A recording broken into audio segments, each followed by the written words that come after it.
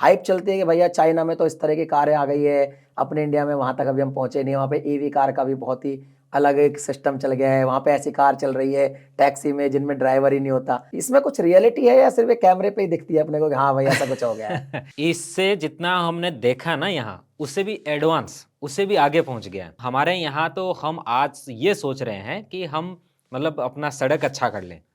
वो वहाँ EV helicopter उड़ाने की सोच रहे हैं। 2026 ओह! में ईवी का हेलीकॉप्टर उड़ना शुरू हो जाएगा। हम तो ओह! ईवी बाइक पे अटके हैं। उसका भी अभी एसकेडी करते हैं। आधा चाइना से उसका माल लेके आते हैं, यहाँ उसके स्क्रू कस के गाड़ी बना के बेचते हैं।